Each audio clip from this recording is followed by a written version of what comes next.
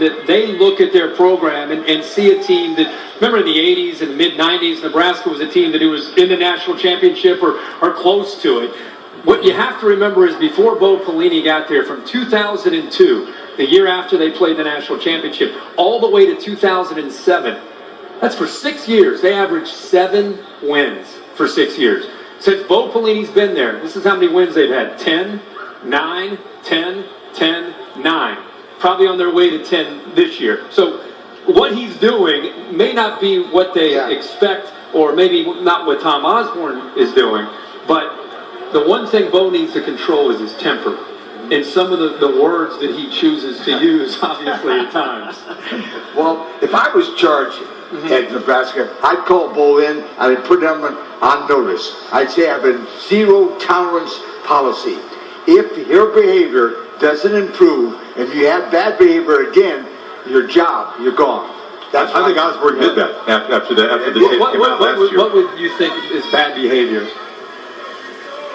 Common sense. Right.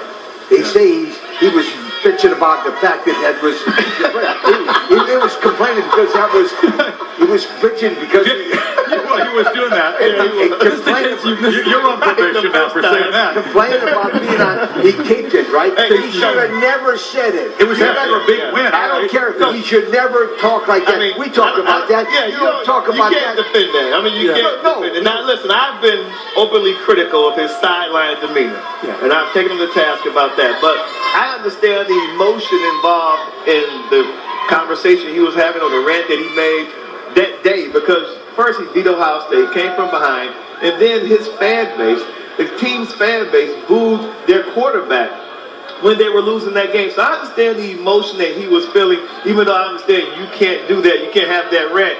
I think that Bo Pelini right now, this relationship with Bo Pelini, the chancellor, the fan base, it seems so contentious right now. There's so much tension. I don't know if there's going to be a happy ending, even if he's able to get to the Big Ten championship game. So I just think at the end of the season, they're going to have to part ways. It's just too much tension. Yeah. One other thing he said, Bo said he earned enough points with the fans to get the forgiveness. I'm telling you, he keeps losing, those points are gone. Right.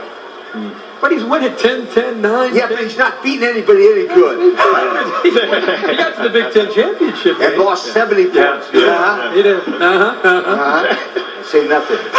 You said plenty. Okay. You said plenty. Yes, you did. I'm telling you, the guy needs to control his temper, like you said. But he's also got to remember he's a football coach. Right. And your behavior is got to be about it. Next on the hot seat ever, we'll talk about Mack Brown's situation, which is the fans are just as mad, maybe even madder.